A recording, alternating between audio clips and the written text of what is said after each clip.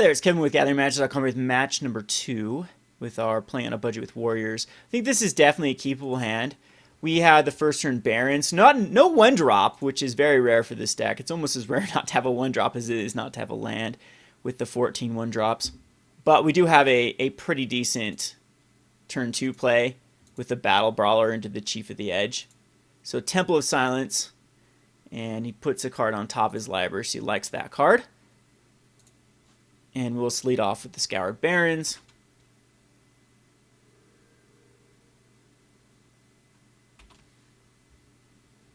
And it's going to be Abzan. Thoughtseize is very weak here. He takes Chief of the Edge. I don't really care, though. I'd rather actually get a card out of his hand. Now I just need to draw a white source. Trips on the Brutal Hordechief. It'll be nice once we get that 4th land. And I don't really think we have many dead draws after this because we can cast whatever we draw in. And then the Brutal Hordechief will be really good. He does have ways to kill that in the deck. A Courser could come out here and be... Yeah, that's... Would have been nice if we had the Chief of the Edge for the Courser, because we'd have a 4/3 for Striker. But that also works, and I think we will use it.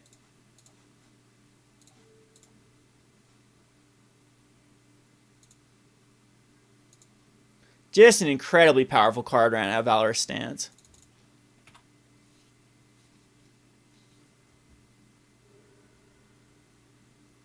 So we'd love the Brutal Hordechief to come out. I mean, a Siege Rhino could definitely come... Nope, no Siege Rhino this turn. But another Courser could come out. So I want to draw a 1-drop or another land this turn. Not the worst draw because it can take care of Siege Rhino next turn.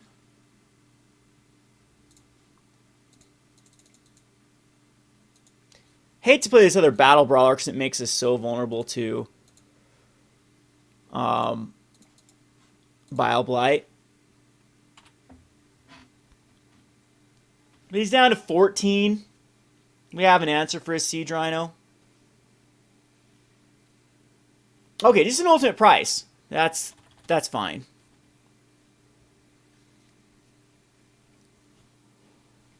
There's the Rhino.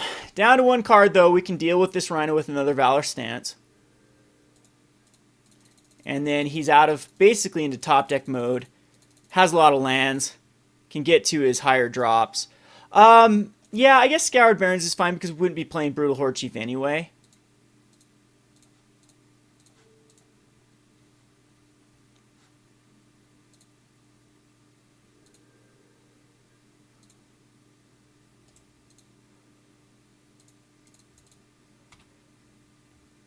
Still down to 15. He'll be down to 14 when he decides to crack the Windswept, if he does. Well, that is just rude. Yeah, that's going to be the hard one to deal with.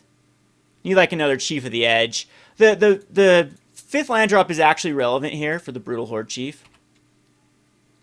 But I hate just to need a Chief of the Edge next turn. He is drawing lands, so we can hopefully get there. That's a very useless card, but double Brutal Hordechief is good. Triple Brutal Hordechief will be better.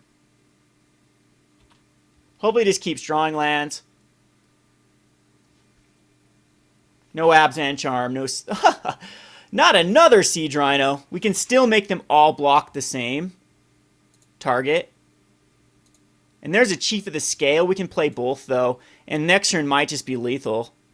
So right now we can do 2, 4. We can make them all block the Battle Brawler. So he takes 6, 7, 8, 9, 10, 11, 12. So not even close to lethal yet.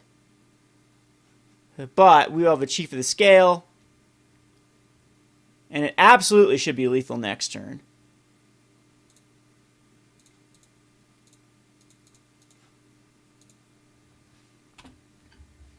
So, no board wipe. Wonder if he's going to get just with the Windswept to thin out. He does not decide to do that. He has 1 card in hand. We should be fine. Just 1 card. Yeah, this is going to be 3, 6, 9, 12, 15. They all block the same thing. I don't think we need that. So, creatures your opponent controls block this turn. If able, you choose how they block. Okay, we'll just activate that and swing in for the...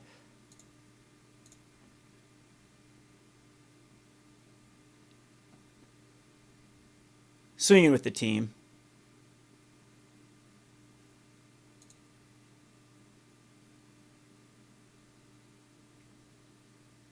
It is an Abzan charm. Ay, ay, ay.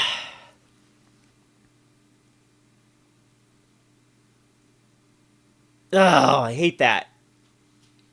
So now we only do 2, 4, 6, 8. Can we do 21?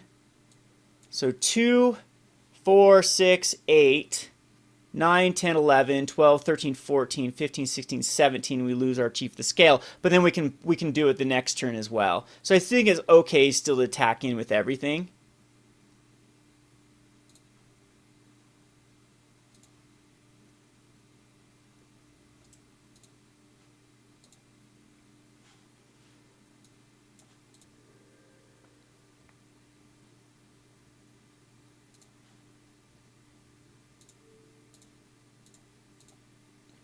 And I still think blocking both the Chief of the Scale is the right play. Because if we draw into another...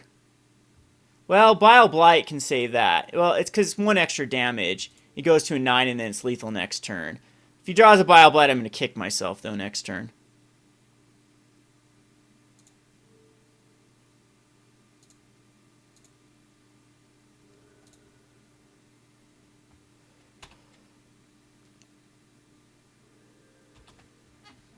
Just draw a Thoughtseize.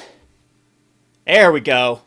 Alright, so we take down the big bad Abzan. So if this deck can beat Abzan, you know it can do well. We'll bring in the Self-Inflicted Wounds. I think Duresses actually want to be in this one, and same thing with Hidden Dragonslayer. Possibly not Hidden Dragonslayer, though, because it's... I like Marauder in this one as well. I think that we can safely...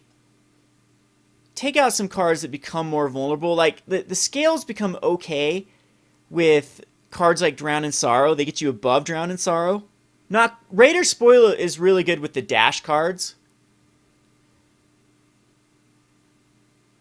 And I actually like it in this match. This is going to be one of those matchups where I'm not quite sure what the right cuts are. Greybeard Marauder, though, can just attack in. Like, if you get a Chief of the Scale with Greybeard Marauder, it'll be a 2/5 Death Touch. And basically everything in his deck is vulnerable to it. But if we put in, like what ends up happening here, I think I do want some Fleshbag Marauders, even. And the Shadowspear is good with Raider Spoils, but I think we need to cut a Raider Spoils.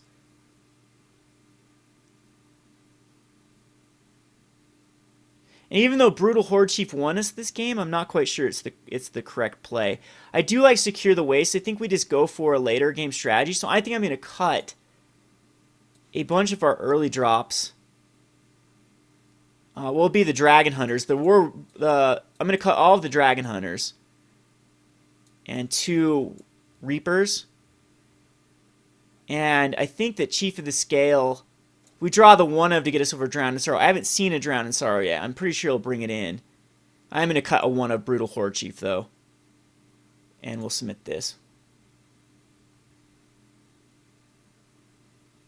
This is not a bad hand because of the Secure the Wastes with Chief of the Edge. I would like to not have cut the Brutal Hordechiefs with like a secure hand with a lot of mana. First turn Thoughtseize is kind of brutal. They usually side out Thoughtseize versus hyper-aggressive decks, though. Thoughtseize is always a card that Warriors would love to play right now, but since we are trying to make a rotation-proof deck, I did not include the Thoughtseize. So we do find the 1-drop. This makes our hand a lot better, because we have that scenario of attacking for 3 on turn 2. So Caryatid can't even block this. If he's got a ultimate price, he can kill the Bloodsoaked. There's another Secure the Waste. His hand just got a lot better.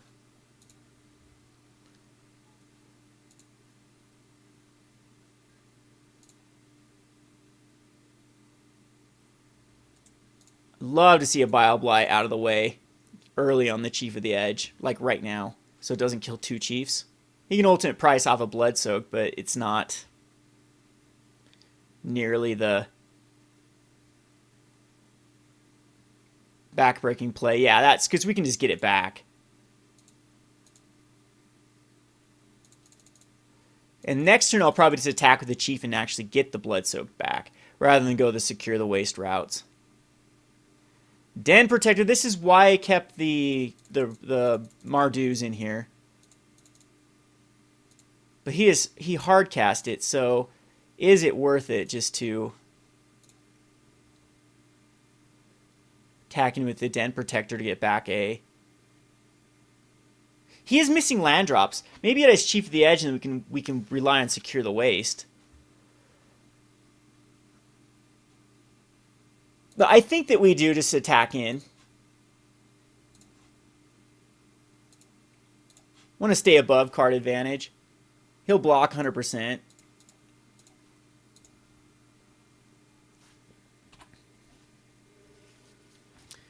And that's fine. We still have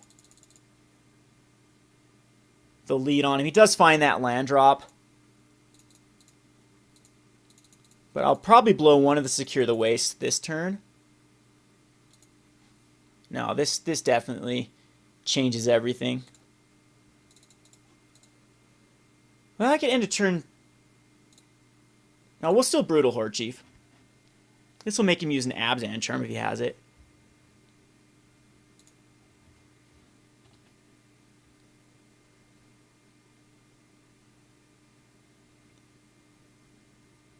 And there's the Abzan charm. Does cost him a life as well.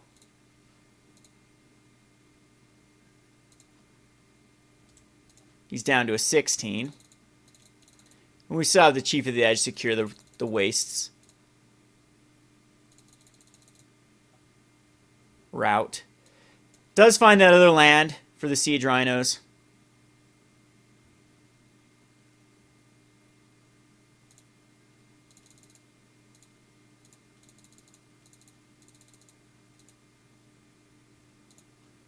There's a Valorous Stance. We'll get in here with the Bloodsoaked Champion. Get him down to 14.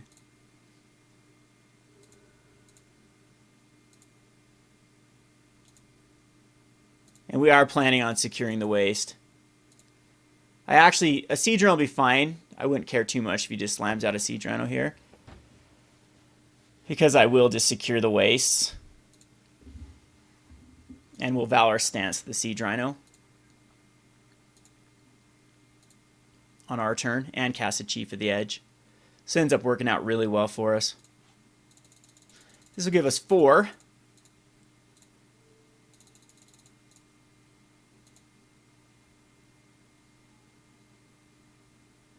And now we can untap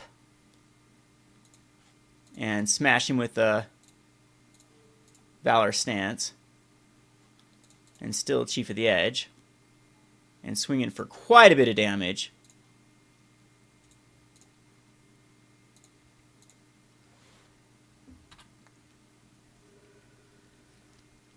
Down to a 6. A Drown in Sorrow will be backbreaking if he has it. Another Siege Round will be annoying, but I think we have enough pressure. He needs a board wipe. He needs a sweeper. Den Protector is quite weak. He can get back like an Ultimate Price or Siege Rhino or Den Protect or So how do we do this? Abzan Charm can get rid of the Chief of the Edge, so I think we just attack him no matter what.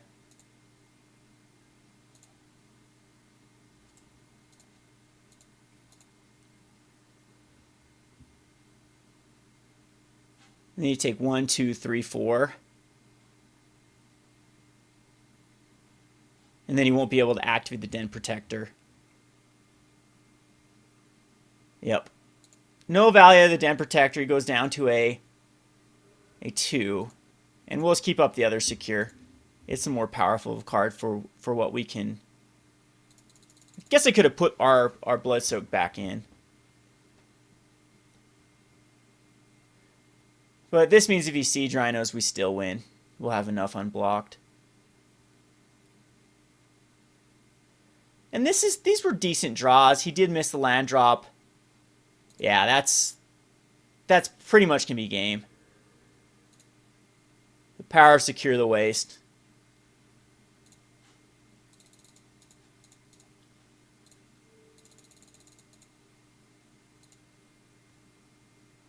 Ta-da. And that is game. Alrighty, so that was a pretty simple match against the big bad Abzan, the #1 deck in the whole standard season for last standard, and it doesn't lose a lot rotation. It loses some of the Scry lands, it loses Courser, and some versions were playing Caryatid, but Caryatid hasn't seen a lot of play in a long time. But Den Protector, Siege Rhino, which is kind of the meat and potatoes of the deck, is still in here, and it gets a little bit better with the fixing as far as the white-green land. Anywho, we'll go on to the next match. This is Kevin with GatheringMagic.com. Thanks for watching. Thanks for watching Playing on a Budget. If you haven't already, please subscribe to Gathering Magic and check out our Playing on a Budget playlist, which contains every episode. Thanks again, and hope to see you soon.